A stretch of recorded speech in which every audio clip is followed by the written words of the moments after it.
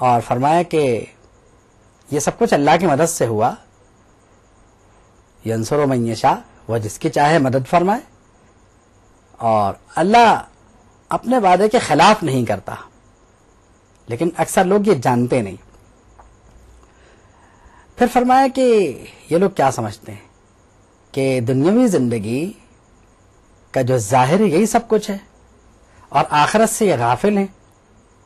مطلب یہ ہے کہ اس سے تو دیکھ کے یہ تسلیم کر رہے ہیں کہ یہی ہے، زندگی ختم نہیں ہوگی، یہ اس فریب میں مبتلا ہیں، لیکن ایسا ہے نہیں. فرمایا کہ انہوں نے کبھی غور نہیں کیا کہ اللہ نے کس طرح کی مخلوقات پیدا فرمائی، اور پھر کس طرح وہ ایک وقت تک زندہ رہے، اور پھر کس طرح ان کا وجود ختم ہو گیا، اور کس طرح زمین و آسمان کو پیدا فرمایا، اور کس طرح اس کے بیچ میں جو کچھ ہے درمیان میں اسے پیدا فرمایا. اور پھر بھی اپنے پروردگار کی ملاقات سے غافل ہیں. فرمایا کیا انہوں نے زمین میں سیر نہیں کی؟ انہوں نے نہیں دیکھا کہ کتنے طاقتور لوگ، ان کا انجام کیا ہوا، ان سے پہلوں کا انجام کیا ہوا، وہ آبادیاں کہاں گئیں، وہ سب لوگ کہاں گئے، انہوں نے کیوں نہیں دیکھا اس بات کو؟ پھر فرمایا کہ انبیاء کرام بھی تشریف لائے، سب کچھ ہوا، لیکن یہ ہے کہ انہوں نے سبق حاصل نہیں کیا. فرمایا کہ اللہ کو یہ زیب نہیں دیتا، اللہ کے لیے یہ لائق نہیں ہے، اللہ کے شایع نشان نہیں ہے کہ وہ کسی پر ظلم کرے. اب اپنے پہ کوئی خود ظلم کرے تو پھر اس کا تو کوئی علاج ہی نہیں، وہ اپنے پر خود ظلم کرتے ہیں. پھر فرمایا کہ اللہ مخلوق کو پیدا فرماتا ہے، پھر اسے لوٹائے گا، اور ثم یعیدہ، پھر اسے دوبارہ اٹھائے گا، ثم الیہ ترجعون، وہ پھر اسی کی طرف لوٹیں گے. تو اور پھر فرمایا کہ جو کافر ہیں ان کے قیامت کے دن کیا حشر ہوگا، ان کے جو بت ہیں جنہیں وہ پوجتے تھے وہ ان کے کام نہیں آئیں گے، جن کو وہ شریک سمجھتا تھا وہ اپنی جان چھڑائیں گے. اور فرمایا جب قیامت قائم ہوگی تو یہ بٹ جائیں گے، گروہ گروہ ہو جائیں گے. اب رہے اہل ایمان، وہ اہل جنت ہوں گے اور جنت میں ہمیشہ رہیں گے، اور رہے وہ لوگ جو کافر ہیں اور جو اللہ کی ملاقات کا انکار کرتے تھے، وہ جہنم میں جائیں گے. اور فرمایا کہ وہ زندہ سے مردہ کو اور مردہ سے زندہ کو نکالتا ہے، اور اسی طرح وہ زمین کو زمین کے مر جانے کے بعد زندہ فرماتا ہے.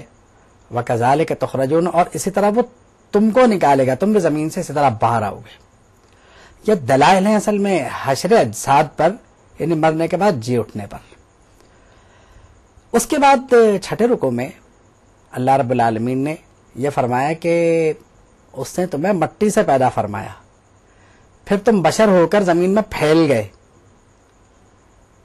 اور پھر اس نے یہ کیا کہ اس کے نشانیوں میں سے یہ بھی ہے کہ تمہارے لیے جوڑا بنایا تاکہ تم سکون حاصل کرو. پھر فرمایا کہ رات و دن کے اختلاف میں غور کرو. پھر فرمایا کہ جو بجلی تمہیں دکھائی جاتی ہے اس پر کبھی تم نے غور کیا؟ پھر فرمایا کہ یہ جو زمین و آسمان بغیر کسی سہارے کے قائم ہے، یہ بھی اس کی نشانیوں میں سے ہے. اور پھر اذا انتم تخرجون، تم بھی اسی طرح زمین سے نکلو گے. اب اس پورے رکوع میں کہیں یہ فرمایا کہ یہ عالمین کے لیے نشانیاں ہیں، اس میں عالمین کے لیے نشانیاں ہیں، ساری دنیا کے لیے. کبھی فرمایا کہ اس میں غور کرنے والوں کے لیے نشانیاں ہیں، کہیں فرمایا کہ اس میں عقل مندوں کے لیے نشانیاں ہیں، کہیں فرمایا کہ اس میں غور سے سننے والوں کے لیے نشانیاں ہیں. جس کا مطلب یہ ہوا کہ کافروں کو ان تمام اوصاف سے محروم سمجھا گیا. عقل کا وہ استعمال نہیں کرتے تھے، غور کی عادت نہیں تھی، اور اسی طرح اور چیزوں کو دیکھا جا سکتا ہے. پھر فرمایا کہ سب کچھ جو زمین و آسمان میں اسی کا ہے، سب اس کے فرما بردار ہیں. پھر فرمایا کہ ایک مثال بیان کی جاتی ہے اور اسے غور سے سنو. مثال یہ ہے کہ اگر تمہارا کوئی غلام ہو اور وہ چاہے کہ تمہاری دولت میں حصے دار بنے، تو کیا تم اسے حصے دار بناؤ گے، اس کو شریک کرو گے؟ کہا کہ یقیناً تمہیں یہ بات ناپسند ہوگی، تو تم ڈرو گے اس بات سے۔ اب تم اپنے ساتھ کسی کو شریک کرنے پہ تیار نہیں ہو اور تم اللہ کا شریک ٹھہرا رہے ہو، یہ کمال کی اور عجیب و غریب بات ہے۔ فرمایا کہ ہم اسی طرح غور کرنے والوں کے لیے اپنی آیات مفصل بیان فرماتے ہیں۔ پھر فرمایا کہ تم دین کی طرف متوجہ ہو جاؤ، اور یہ وہ دین جو اللہ کا دین ہے جس پہ اس نے لوگوں کو پیدا فرمایا، اور فرمایا کہ اے نبی کریم صلی اللہ تعالی وسلم کے غلاموں، اللہ کی طرف رجوع کرو، اسی سے ڈرو، نماز قائم کرو، مشرکوں میں سے نہ ہونا۔ اور مشرکین کی ایک خصوصیت یہ بتائی گئی کہ وہ یعنی فرقہ بندی پر زیادہ یقین رکھتے ہیں، تو فرمایا کہ ایسے مت ہو جانا، دین میں فرقہ بندی نہ کرنا۔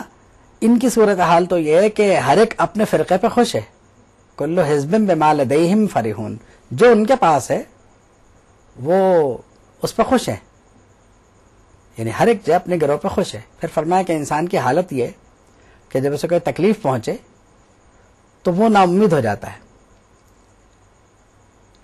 بلکہ جب اسے کوئی تکلیف پہنچے تو نا امید ہو کر وہ اللہ کی طرف رجوع کرتا ہے۔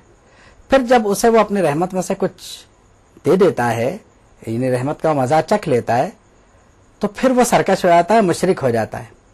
تو فرمایا ٹھیک ہے، تمہیں ساری دنیا سے فائدہ اٹھا لو، تمہیں عنقریب پتہ چل جائے گا۔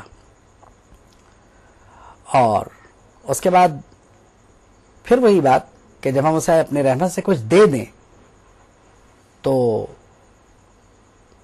پھر وہ یہی سمجھتا ہے کہ جو کچھ اسے ملا ہے وہ تو اسی کا کمال ہے۔ ذاہم یقنطون اولم یروا ان اللہ الذی خلق السماوات، کہ کیا انہوں نے دیکھا کہ اللہ نے زمین و آسمان کو پیدا فرمایا اور جس کا چاہا رزق کشادہ کیا، جس کا چاہا کم کیا۔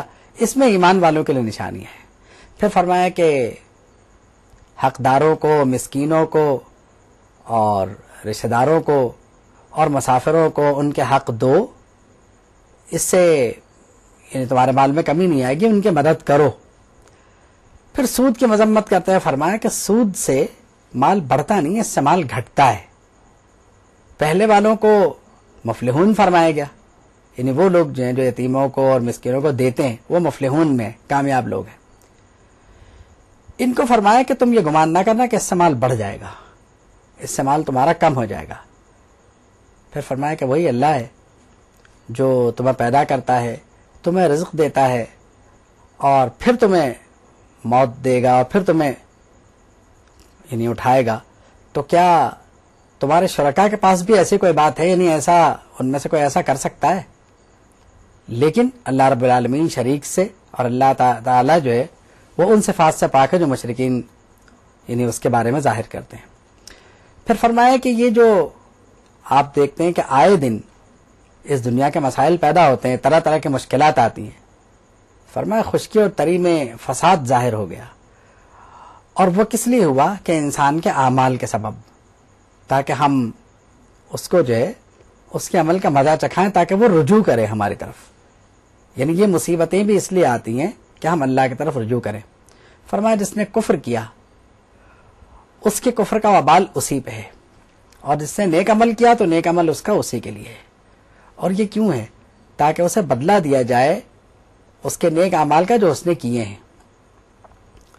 اور اللہ کافروں سے محبت نہیں کرتا۔ پھر فرمایا کہ انبیاء کرام کی جو تشریف آوری ہوئی اس دنیا میں، تو اس کے بعد جن لوگوں نے انکار کیا ان کے ساتھ جو کچھ ہوا وہ بطور انتقام تھا، ہم مجرمین سے ایسا ہی انتقام لیتے ہیں۔ اور پھر یعنی اللہ نے فرمایا کہ ان سے کہیے کہ اللہ کے آثار رحمت کی طرف دیکھیں کہ زمین جب مردہ ہوتی ہے تو پھر کیسے زندہ ہوتی ہے، بس اسی طرح وہ مردوں کو بھی زندہ کرے گا، وہ ہر شے پہ قادر ہے۔